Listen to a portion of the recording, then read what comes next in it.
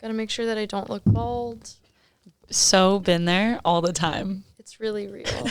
You have to let us know. Am I looking bald? No, you look amazing. Slay. Thank Please you. don't go bald. Hi, this is Ones to Watch Chef's Choice. I'm Abby Kenna, and today I'm joined by Maris. Hi. How you doing? Oh, Tuesday. I love a Tuesday. And it is.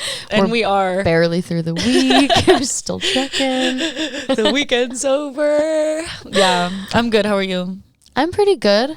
I drove home from San Diego late last night. I love San Diego. It was beautiful. We're playing Voodoo Room. I literally played Voodoo Room last night. No fucking way. How was it? It was fun. Vibes were good. Vibes were good. I was playing on a lineup of like all pop punk bands. Hot. And I'm very like indie pop gay girl. Okay. So how did you feel? Yeah, I felt a little like, hold on, like please don't hate me. Oh. But they were cool and chill. It must have been like refreshing, I think. A lot of the guys came up to me and they were like, secretly, like if I wasn't in like a punk band, I would be doing pop music. I was like, I love you for that. I love you for that, but also grow up. Just make the music you want to make, creep. I don't know. I'm literally like, not to be harsh, but I'm just like, I hate when people hate on pop. I have some friends that are like, they like make like, you know, new age punk. Mm-hmm. And it's very much like, fuck pop. Lep, lep. Am I allowed to swear? Yes. Fuck pop. Lep, lep, lep, lep, lep. Yeah. And it's like, I'm just like, okay, like, I don't know. Change your diaper. Like, it's the 21st century. Right. Like, it's so cool to make good music that a lot of people can enjoy. I don't know. No, yeah. I hate so that there's with like it. that weird like prejudice within people towards pop. And also like you can still like make pop music under your like pop punk project. Yeah. Like, pop. Punk. Yeah. Let's get like literally they're playing like Blink 182 type music. I'm like, come on guys. Yeah. But, they're so close. Right. Yeah. So close. But yeah, it was exciting. That's good. Now I'm stoked for you. That's awesome. Thank you. It should be fun. I'm excited. I love San Diego. I love touring. I love shows. I love it. Yes. So. What does like your daily life look like right now, like preparing for tour? Oh my gosh. Well, honestly, I've been making a lot of music right now, which is good, but that it kind of requires like a different part of my brain because like tour is very much like breath control, locking in, making sure I'm like stretching and making sure I'm, you know, trying to take care of my body somewhat. And then of course I get in the swing of tour and all I think about is the show and I completely neglect my physical form. Yes. But right now I'm trying to get back into cardio daily, doing yoga as much as I can because my muscles get really tight and like, especially I'm so sensitive and like emotional that like I will carry shit in my body that I have no idea I'm like holding on to. And so I've been trying to get back in my health and also simultaneously be reckless and lean into my life that's happening around me so I can write about it and, you know, mind my feelings. Yeah, we always talk about this, like you have to experience in order to write. Yeah. It also is that discipline. Yes. So the balance. Yeah, it's a balance. But and mainly just like, you know, we're starting to get to the phase where we're going to build out the set this week. And like Caroline and I are passing the show back and forth, kind of like a sweat tour type thing. So it's like, it's not going to be like one person plays a set and then the other person. It's going to be like we come out together, she plays songs, I play songs, she plays songs, I play songs, we play songs together. And then, you know, so it's going to be kind of like, honestly, like a show that I feel like nobody's ever really been to, even down to like VIP is starting karaoke and we don't have any openers. We're just doing like you are the opener. So like we're having, you know, our little VIP karaoke moment where everybody in VIP can sign up and sing, and then when doors open, general admission can sign up for karaoke, and then we just have y'all do that until we're ready to go, and then we do our little long show. And yeah, it's gonna be like I feel like nobody's experienced a show like quite like this before.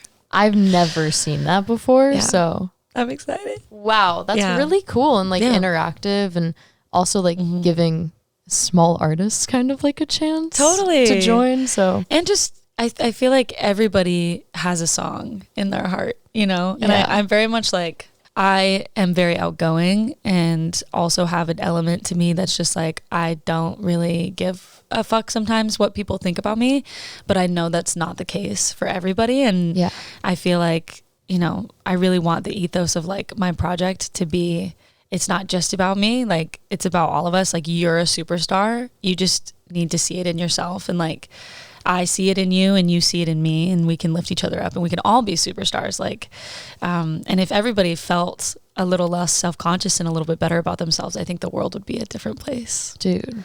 Yeah. Yeah. So that's kind of that's where the idea came from. So I was like, how do we make people feel like they are a part of the show as much as we are? And it was like, okay, karaoke. We can do that. That's such an amazing like perspective on artistry, and wow. Well, geez. Well, yeah. We'll get all into it, but I love that. Thanks. You got to come through. Oh my God, I will get you on some karaoke ASAP. Oh boy. What are you gonna sing? What's your go-to karaoke song? Usually it's "Love You Like a Love Song." Okay. It's been said and done. Yeah. I'm so excited. I just saw Caroline at a Pride showcase in a backyard somewhere. Yeah. So she's unbelievable. Yeah. I got one half. Yeah, you got one half. Oh, get ready for mine. Oh, I'm ready. Oh, it's going to be crazy. I'm so excited. Well, thank you so much for coming on our little taste-making talk Thank you show. for having me. Yeah. I would love to know, to start, if listeners had never heard your music before, what is the appetizer to MARIS? I'm just going to say based off of reaction, because my project is a democracy. Sure. I'm going to say Give Me a Sign. Love. That song, I have it like a secret album SoundCloud link that I had been having people scan the QR code to on the tour I did last year. And I was like, whatever song gets the most streams on this SoundCloud link is more likely to be a single. Like, this is just you guys voting. So cast your votes and listen to the one you want to come out. And then Give Me a Sign, like, started to rack up some streams. I was like, okay, people will ride for this song. And so then we put it out, and I'm up on it, looking at pictures of you. Wish we could try no reservations like the animals do. In the moonlight, bodies, 'cause I'm the one that you choose.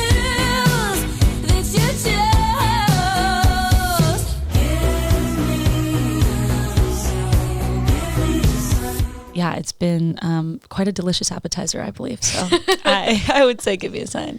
That's such a cool, like, again, another super interactive way. Yeah, I would go crazy if I felt like, I don't know, I think it's a double-edged sword, and I'm a tangent talker also, so just let me know if I need to, like... No, don't rein it in. Up. Rein it in, yeah.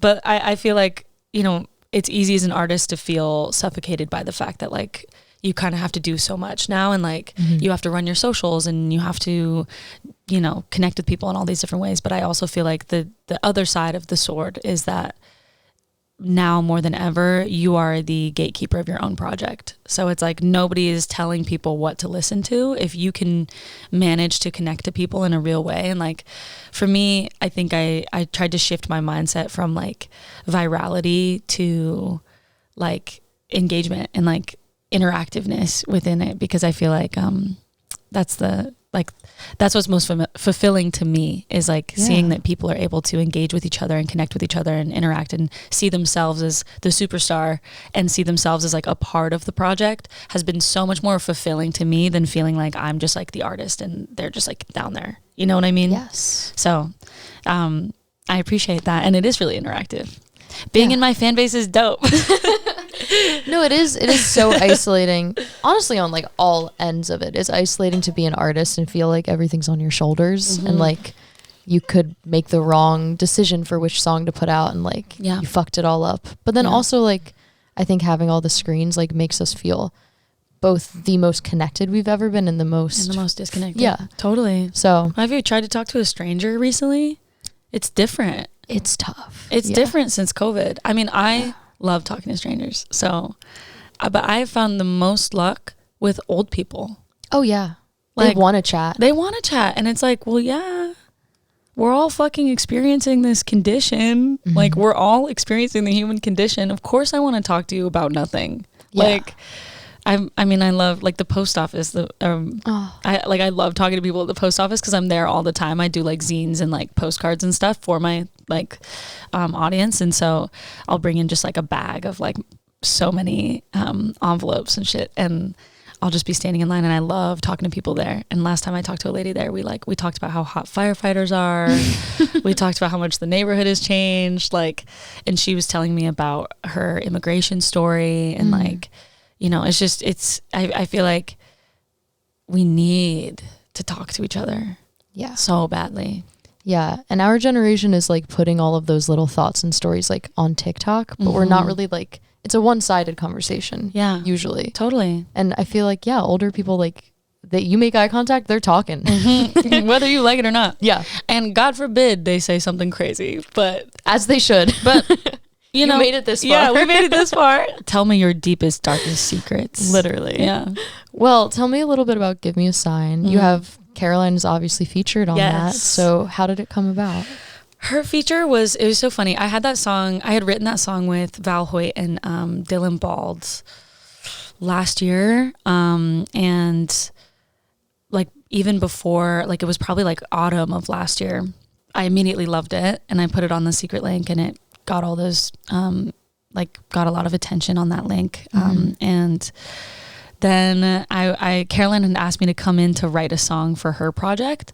So I met with her, and I met with this producer, and we were working on this song, and we had like a little moment of break or something. And I was like, I actually have this song. I'm kind of looking for a feature, and I don't know if you'd be interested. Like, and I played it for her, and she was like, I need to be on this song. And I was like, perfect.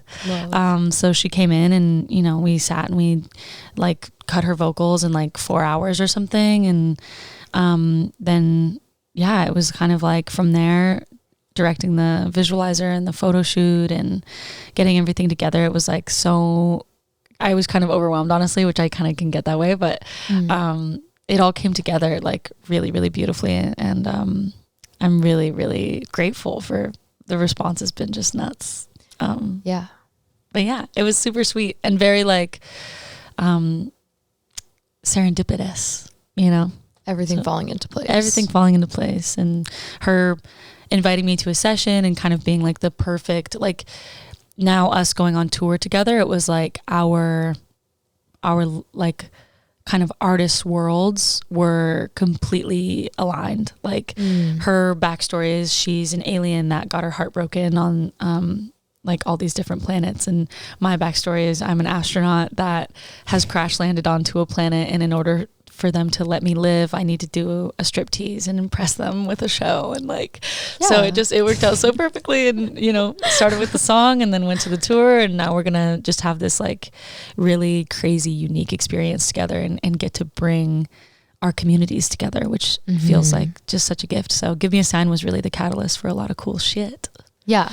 I mean, speaking of community, Give Me a Sign was the TikTok promotion that landed on my For You page. Oh, nice. Which is how I found out about you. And I was like, Giselle, do you know about Maris? And she's like, bitch. Been there. Bitch. I know, trust me. It's true. But yeah, That's so your sick. community on TikTok, and I'm sure this is leading us into our main course as well, but it's been like exponential and super, again, interactive. And how was like the social media game for you? I think for me, I see the most success when I'm intuitive. Yeah. And I think sometimes you are recommended to kind of post on a schedule and like with a certain narrative, regardless of what's happening in the world. And I think that that's a mistake, because like, it's like, baby, read the room. So I haven't been posting with as much frequently recently, because I kind of feel like I don't want to be taking up too much space when there's like important information that needs to be shared and highlighted. And but also simultaneously, it's like, you know, it's still a part of my job, which is, I've worked so many shitty day jobs that this does not feel like a job, but it's still a part of my scope of responsibilities. But I definitely see the most success interpersonally and evidentially when I am just like, does it feel right to be posting this right now? Does it feel like this aligns with like, wait, like if my sweet, gorgeous fans see this, is it going to resonate with them in the way that I want it to right now? So I'm kind of getting back into the swing of things, but I definitely, I mean, with everything happening in the country and the world and everything, it feels sometimes a little inappropriate to be like, stream my music, you know? Yeah, it's like stream my music, let's talk about what's happening, and stream my music. Yeah. And that sandwich is really tough to digest. Tough. Sorry for the metaphor. Yeah. No, tough to, it's listen, it is. It is. And it's hard to kind of also, like, I feel like navigating, taking up space and like making room. Yeah. You know, it's like it's a constant journey, I feel. Yeah. But yeah, so it's kind of, I don't know, I guess if I was to answer that question succinctly, I would say I just try to read the room and like trust my gut on the social media stuff. Yeah. Yeah. I mean, I think the best way you can like cultivate a true, authentic fan base is to like be yourself. That sounds so fucking like It's true, elementary, but I think if I wanted to like devote myself to an artist, I would want to know that they had like a personhood behind the art too, which is what you're doing. Totally. By making space. Yeah. Which also begs the question, like, what is your story in music and how did you begin making and writing? And a long time ago. Yeah. In a land very far away. I'm from Montana. Okay. And so I started, like, I think probably everybody does, making music there, which is with an acoustic guitar. Love. And my stepdad had given it to me, and it was really big, and it was called an Ovation, and it had like a curved back, and I remember like having to like hunch over it to play it, and it always sounded like shit. But then I graduated, I got a guitar from a pawn shop that I still have. That's a Fender, and I love Fender. And yeah, I've always been very, very emotional, very, very sensitive, and had a kind of a hard time processing my life and my world without music. So I was like dependent on, like, my sister would make me these CDs, and she'd just like burn all this music she had pirated from LimeWire on them. And I would listen to, like, whenever I was having to deal with things by myself, I would just listen to the music and just go, like, mentally just like fly away from where I was at. And I think that relationship just kind of has continued to stick with me. And so I started singing from like before I can remember. I have always been like singing and making noise. And then like the first time I ever experienced like synesthesia was watching The Lion King. Love. And I remember just like being kind of overwhelmed by how well the music accompanied the colors and the emotions and the characters, and even down to like the texture of the animation. I was like, this is just such a perfect piece of music and visuals together. And then I like had very kind of I wasn't like super tunnel vision. Like at one point I wanted to be a soccer player, and at one point I wanted to be a doctor and whatever. And then when I realized I'm terrible at paperwork, I had to shift my I also just, I kind of like have always loved performing. Even though I have terrible stage fright, I'm definitely addicted to dopamine, and I love connection. And like once I kind of learned that the key for me to performance is eye contact and like trying to see everybody's faces, and just really my job is not to like be perfect, but to like make sure everybody's having a good time.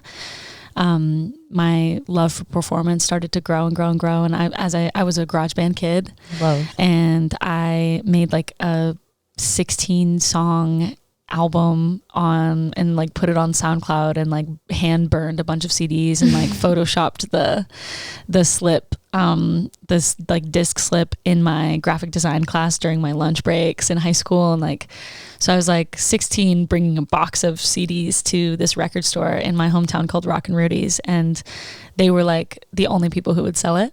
And it was so sick. Like they just would take my little things and it was like #1 for 2 weeks, which is so funny because it's so bad. Like people just showed up because like Montana is just full of amazing supportive people, but it kind of instilled in me like this concept of like, okay, like if I want this, there is a way for me to have this. It's just like a lot of work, which I'm not afraid of work. I love working. So yeah. And then I moved to New York at 18 and I just played the shittiest gigs in the world, and I navigated the music industry with, you know, by the seat of my pants, and worked a million jobs. And then COVID happened and I, you know, moved back to Montana and then found my way to Los Angeles. And since then I've just been kind of like making my way, I guess. So it's been a crazy journey. So you haven't been here for very long. I've been here, like what?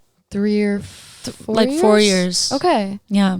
That's amazing. Yeah. It seems like you've always had this sort of like entrepreneurial spirit. Both my parents are like that. They're both salespeople. Okay. So, yeah.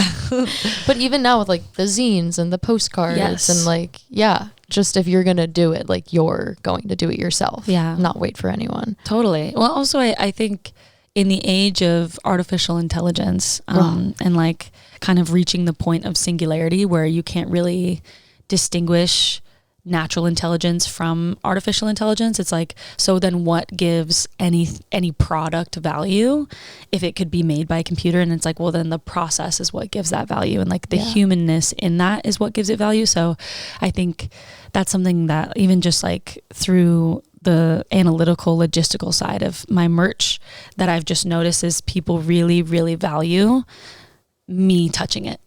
And I think that that's like the biggest kind of indicator of like, oh, this is like, now the value is going to be in the fact that a person made it and not a machine. So I'm also happy to do that. Like I love, after pretty much every tour we do like a print sale, and it's like photos that my best friend Smiles has taken of fans and I, and then I sign the photo and I write a little note on the postcard, and like even looking back at those, it like reminds me of like what the whole kind of point is, because I think it can be easy to lose sight when you're in the rat race of Los Angeles and everything. And so yeah, I don't know, that was a long ass tangent. No, that was a really good tangent. I think imperfection has so much value now. Totally. And yeah, it is the humanness that we miss all of the time. Yeah. So I love that is so like instilled within your creativity. Yeah. Yeah. Thanks. But for our main course, yes, we're ready. I would love to know what song like represents your artistry right now. I mean, I think my most recent release, Mary and I, feels very representative of so many parts of me.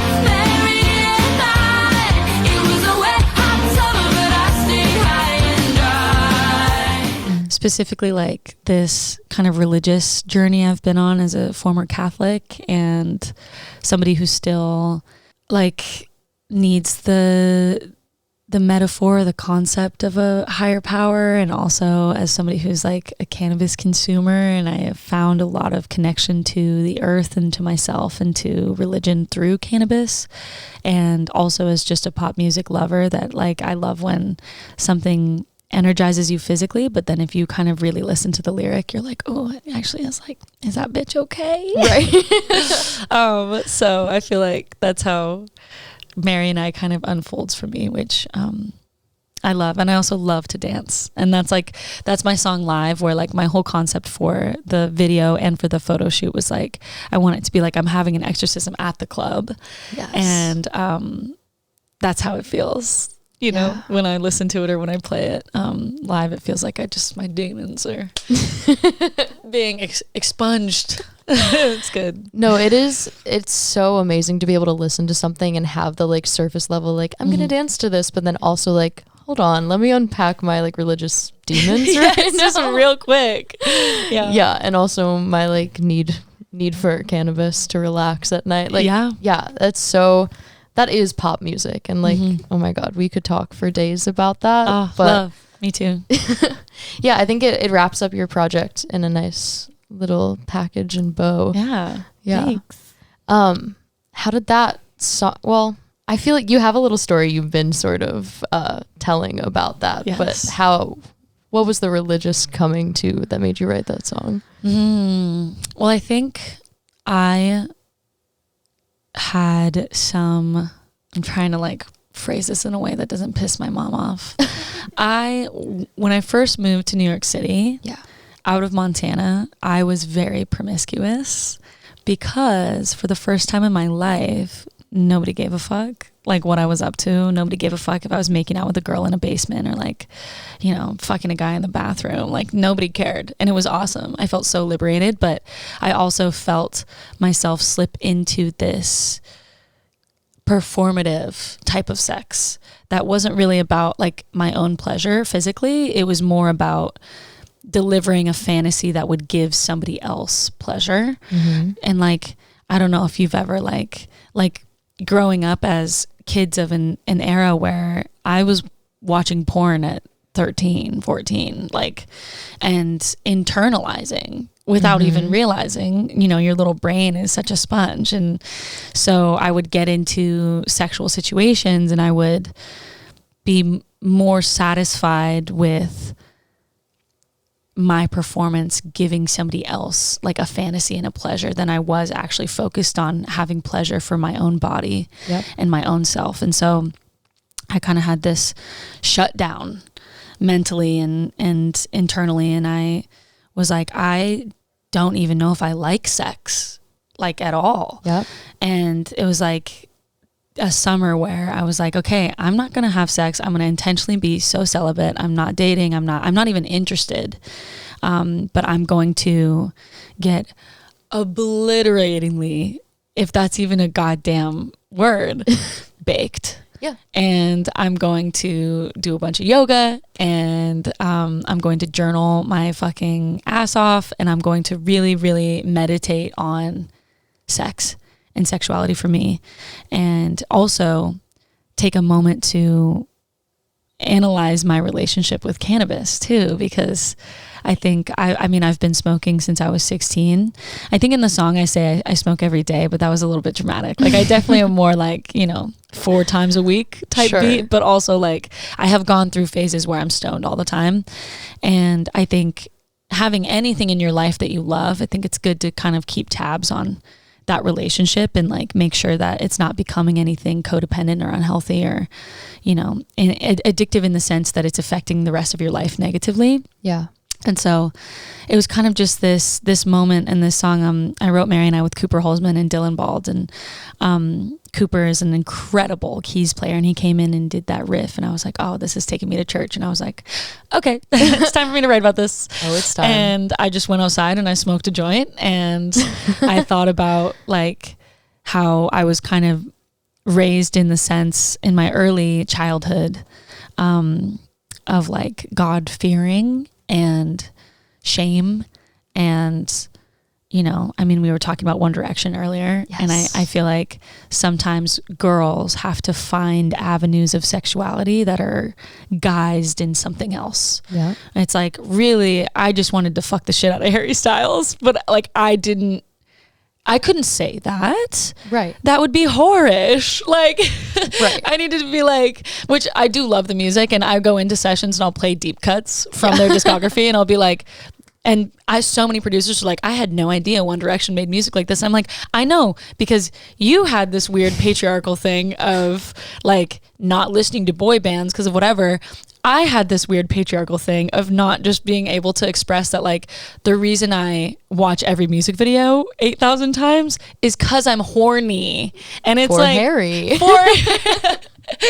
Like, so it was such a good place. Like Mary and I has been such a good place for me to take all of those feelings and kind of wrap them up in like a dance pop, like physically expressive place. Cause I have so many thoughts about, which for our little desserts, I have a song that's not out yet that is about the patriarchy. And I have so many thoughts about sexuality and women's sexuality and men and the male loneliness epidemic and all these things. But Mary and I was a good place for me to kind of start also like within my music talking about something other than like, you know, kind of love, or like kind of a good place for me to actually talk about my relationship with myself.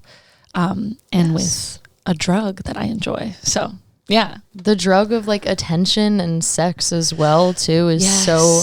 I'm also like ex-Catholic and like that's you get it, whatever. But yeah, the also just like the queer journey of like having to analyze your relationship with like sex and shame and am I doing this because I feel good or am I doing it because seeing someone else feel good is the best I can do? Yeah, and it validates me on this level of like the daddy issues of a literal metaphorical dude in the sky approving of you.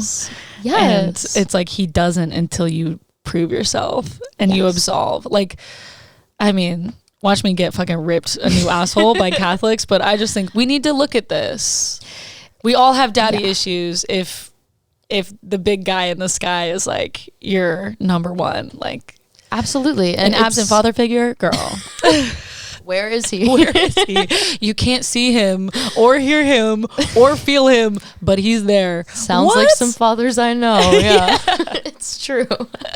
But he wants you to give us money. It's like, so real. It's so crazy. Yeah.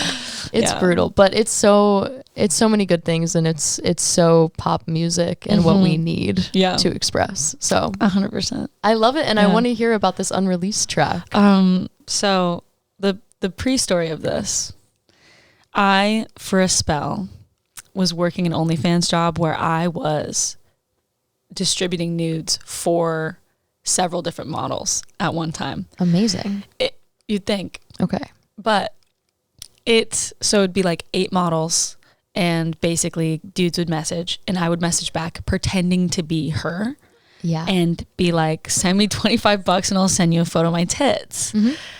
Baby, it's so hard. Like, you know, like that was like my constant like, and anyway, it really made me start to think about, because some of these dudes are so nasty, and it made me really start to think about how the patriarchy hurts us all and how the male loneliness epidemic is kind of just a cage that has been built by the people that are in it. And yeah. And then I also was like, what are these dudes Googling before they hop on here and, you know, send me their hard-earned money for a photo of tits that, like, you could look up boobs, you know, like boobs.com. Like, it's like, yeah, like we've all done it. Like, I can't believe, like, anyway, it's hard to be a man. Oh my God. Oh, this is exciting. Stuck in my head, I'm alone in bed. How to get a gun. If I knew, I would have told you, baby. I would have told you so. It's hard to be a man in a woman's world. So send me money. And we'll leave it at that. Oh my God. Wow. Who killed the president? Low key. Like, I honestly, I had to write that because I was so devastated by the work. Yeah. Like, I think sex work is a really valid and obviously also massive industry. There is so much money to be made off of horny people. And some could argue in some facets being an artist and like the way you market yourself can be considered sex work. So Definitely. but like the level of sex work where it was like messaging these nasty dudes, and like I think it started to kind of seep into my own like thoughts after my summer of Mary and I getting to the bottom of my own kind of shame and whatever, and starting to work out of that and heal from that. And I got this job, and then it was like I would be having sex and be like, Like, this is what I say now. Yeah, like, and it was like, oh, no, I'm regressing. Like, this is not good. And I think the final straw, like, I make music because I cannot understand the world if I don't. And the final straw with this sex work job was this guy was like, how much for you to shit on my chest and make me eat it? And I was like, oh God. I would like to quit. I will no longer be doing this job. Like, the money's not worth it. So it became, I went into the session with Dylan, like, so depressed and devastated. And I was like, I need to think about this and write about this in a way that makes me laugh because I'm so devastated by it. And it was just kind of the perfect like place to put all that shit, and also kind of to be like, it's so hard to be a man. Like some of these dudes are paying $16K in 3 months to to get the boyfriend treatment. It's like, girl, take a girl out. Right. Like buy a girl a drink and like ask her about herself. And it's like the thing about it is it's so ironic. It's like they don't know how to talk to people, let alone women, because they don't think that women are people. It's like this, it's such a conundrum, dude. And how annoying is it that it's our problem now? Literally. All these dudes don't know how to talk to women because they don't see them as people. Right. Yeah. And I'm supposed to fix you about it. Like, what? Like, my bad. That seems like a you problem. Right. Like, once again, we're still mommying somehow. Like, I'm not trying to be mommy. Grow the fuck up. But anyway, it's really interesting, the, like, child star to OnlyFans girl thing that I don't want to name any names, but there is. And I just feel awful. I'm like, because also once you do sex work publicly, like I got to experience sex work behind other profiles and using other people's nudes and whatever. Once you do public sex work, it's going to be very difficult to do anything else.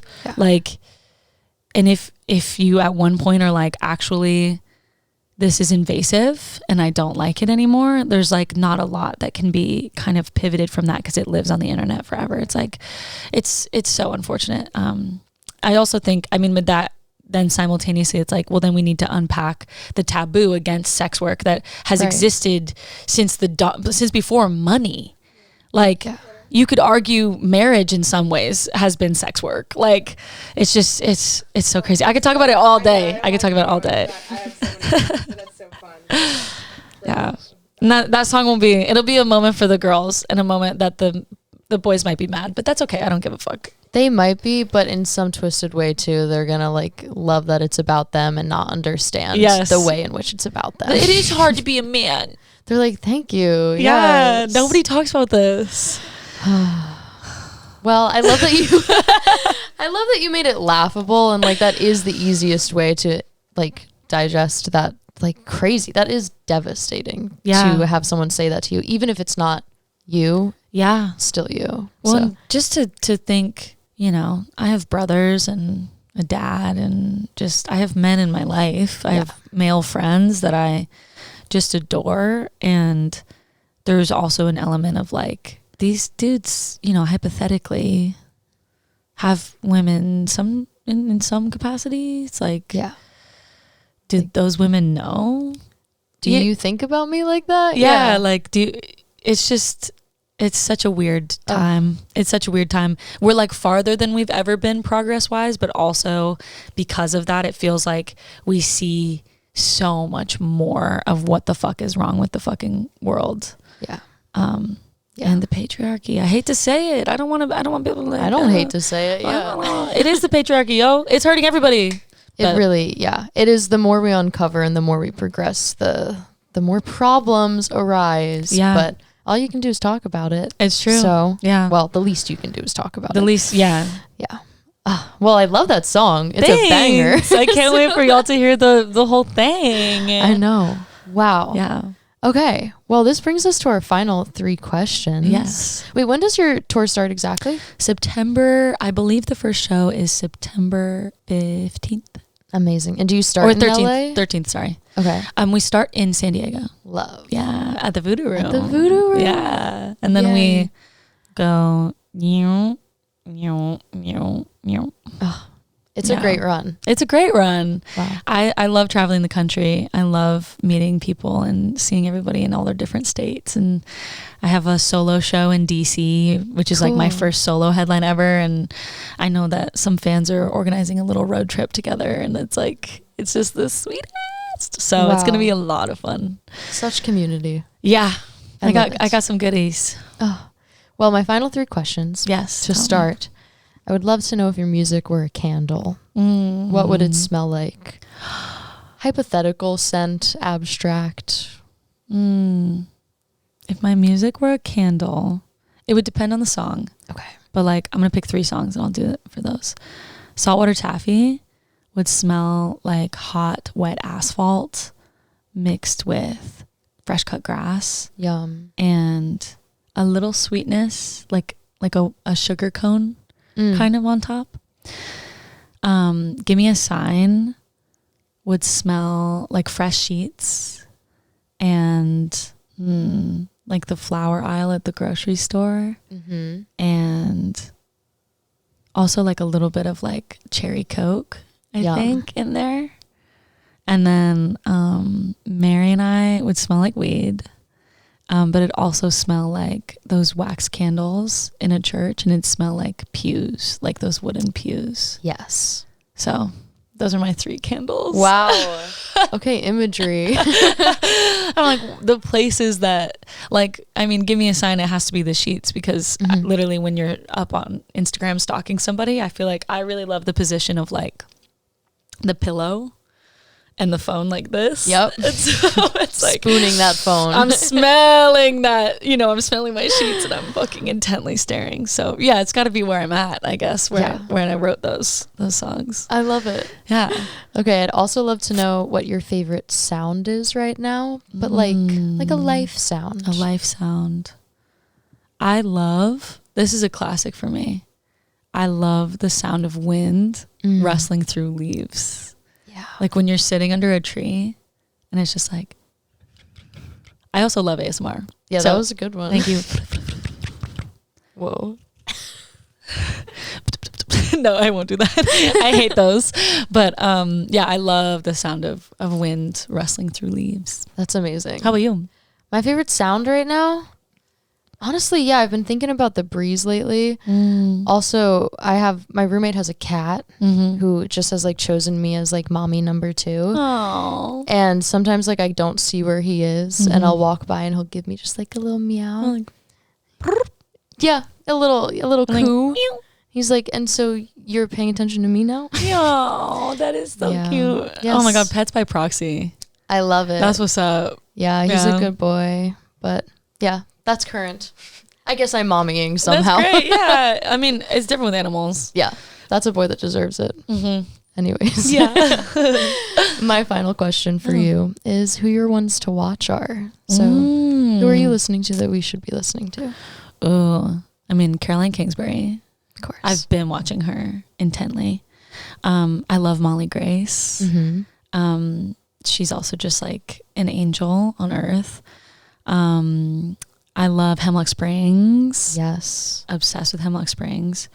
And I mean, she's been watched, but I've really been bumping Anti by Rihanna recently.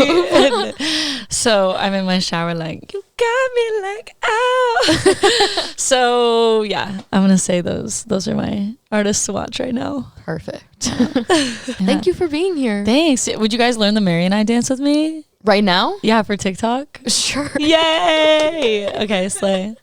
Okay. Do you want me? I'll end this and we'll do that. Yes, perfect.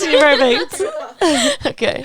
Well, once again, this is Ones to Watch Chef's Choice. I'm Abby and this is Maris. Yay, catch her on tour. Thanks.